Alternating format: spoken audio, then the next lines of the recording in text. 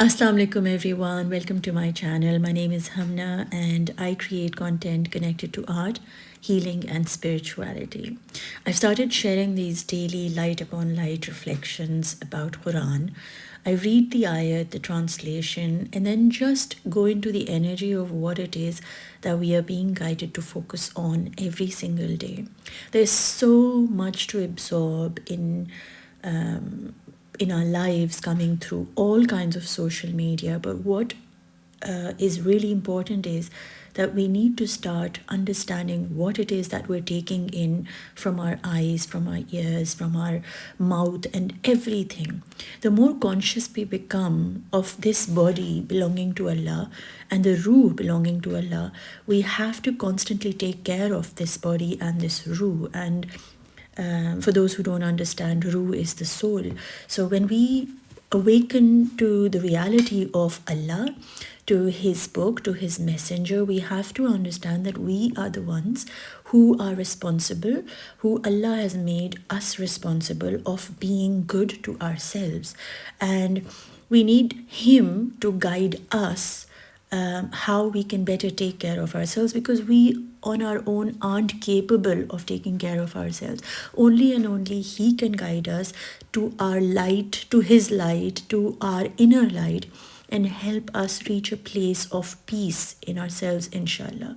So, I just thought, because I read an ayat every day, I'll share these videos where, with an intention that, whoever is listening can also connect to Allah's word.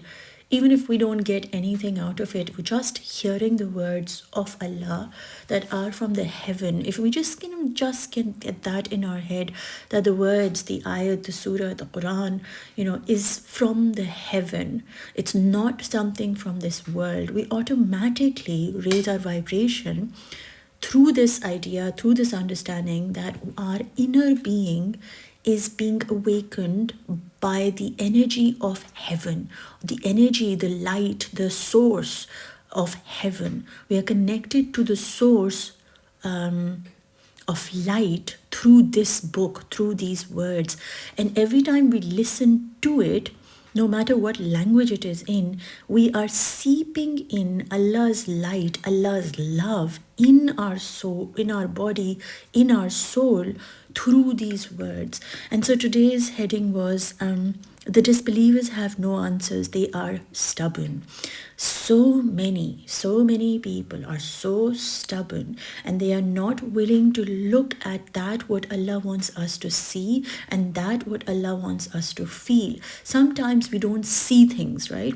And what happens is people like, oh, I don't have the proof that this book is from the skies or the heavens. I don't have proof of, who Allah is. And they want proof of who Allah is.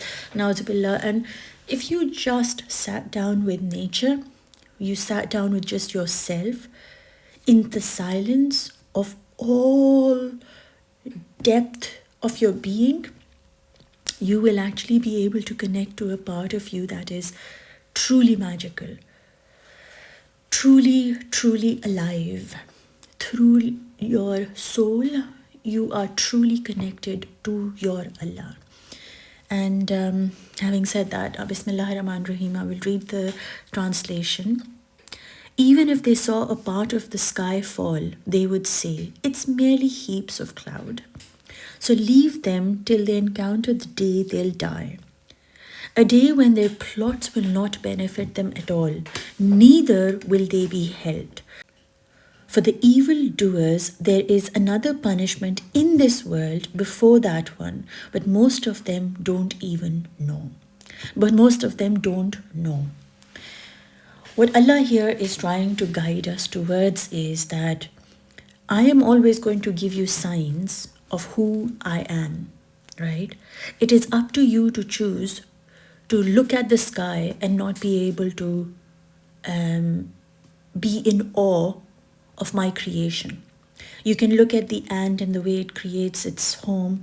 You can look at the lion and, see the way it walks and, look at the courage it has. Or you can look at the fire and see the heat that it produces. You can look at the sun. You can look at all these things and yet sit there thinking, oh, that's just the sun. Oh, that's just whatever it is, the lion. Oh, that's just, whatever. So you might look at all of this and in the end have that even all of these miracles that you are surrounded by on daily basis, you look at them as just nothing. So Allah is saying, so leave them till they encounter the day they'll die. So we're sometimes so like absorbed in this idea that I have become religious, so let me just make other people also religious. And it's so important that we hold our boundaries in the understanding of that when you follow the religion of Allah, you automatically become a person that speaks light. So when you are able to speak the language, the light into this world, you will attract people automatically based on how true you are and who is willing to listen to you. So you don't have to really try to convince people or influence them. You can definitely inspire them to find their own light, their own truth, right? Connect to the book of Allah and connect to the names of Allah, connect to Allah himself.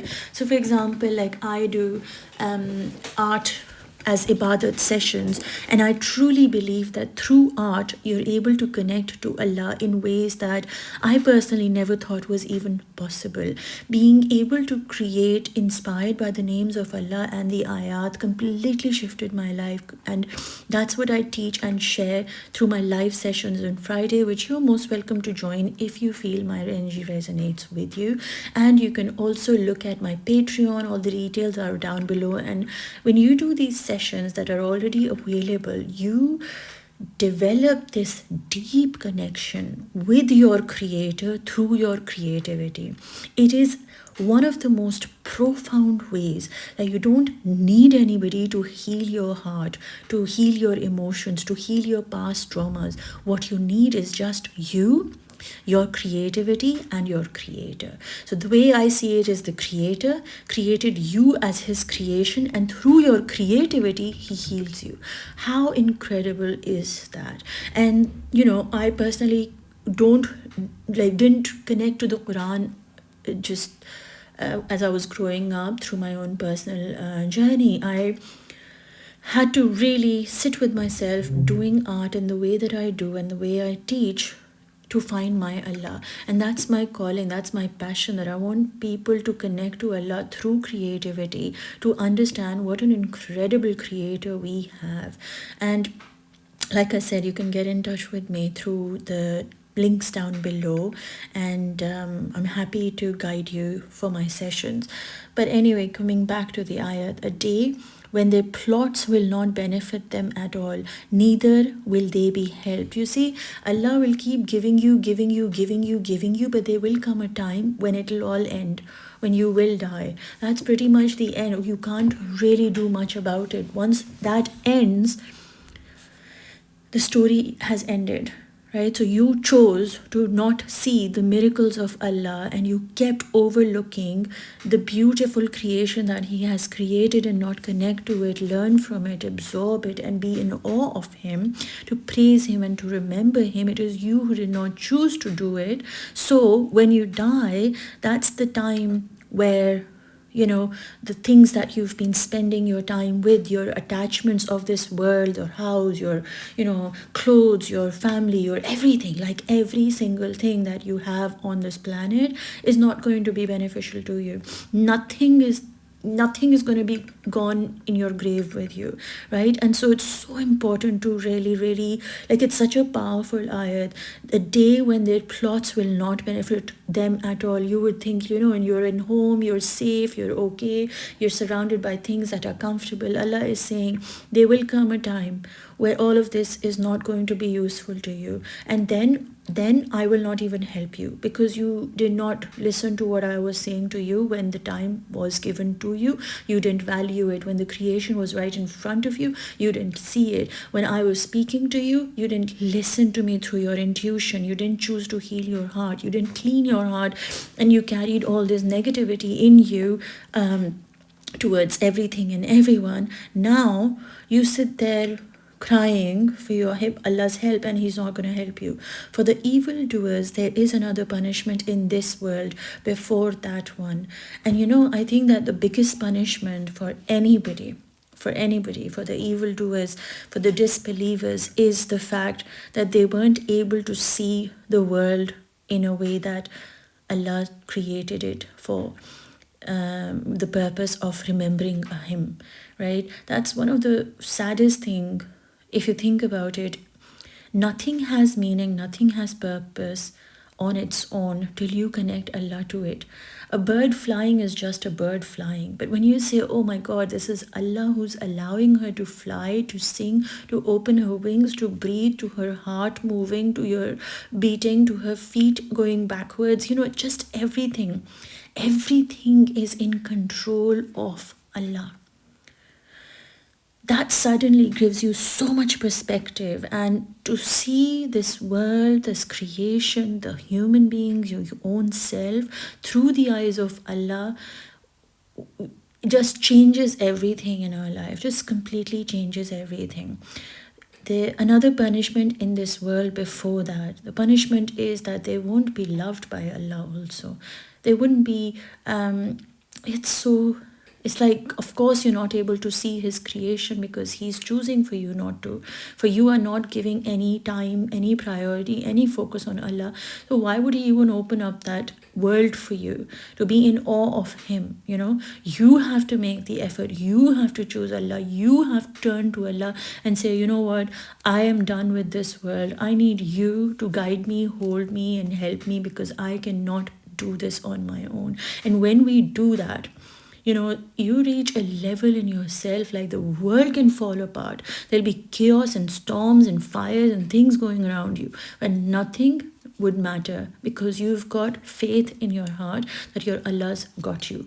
No matter what happens in life, when you have Allah with you, this faith in your heart that how low I can fall, my Allah will bring me back to life, that faith is the best gift that that we can be given. And so he says most of them didn't even know, because they don't even realize what they're missing. What they're missing is not being able to see Allah in everything and everyone. How we are missing out on being so busy in our lives, so preoccupied with children, with clothes, with fashion, with food, with homes, and all of these things. These are not going to be the things that will benefit us. What will benefit us is our connection with Allah, the remembrance of Allah, the softness of our heart, the love in our being of, spreading joy, spreading peace, spreading all that. Allah, He Himself is the most forgiving by becoming and taking on those attributes that He Himself is what will heal us, ground us, bring us home back into ourselves.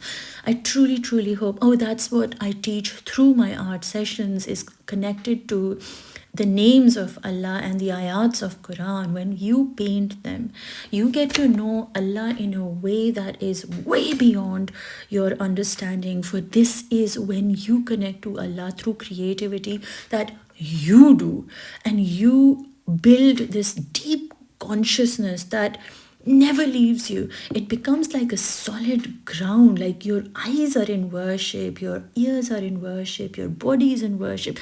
You make time and choose Allah for everything, and you create art inspired by His being, His presence, and you automatically over time, when you do the sessions, they're all up on Patreon right now, or like I said, you can join my live sessions on Friday 11 a.m. UK time. Through Zoom, these sessions will flip your life and get you ready not only for this dunya, to live a purposeful life, but also for your akhirat, inshallah ta'ala. I really hope that this reached your heart, brought you some grounding, and reminded you to not be of those who is always looking for answers and stuck in their heads and always questioning and wanting proof of Allah's love for you. For you are loved the way you are in this very moment. He would not allow you to listen to this video audio if he didn't want to reach out and let you know that you matter. No matter where you're listening from, no matter what you're feeling, in your heart, when Allah resides and you let that energy grow, trust me, you start glowing with love, His love and His mercy. I'm sending you lots of love, everyone. Enjoy yourselves, take good care, and inshallah ta'ala, I will speak to you tomorrow. Allah Hafiz for now.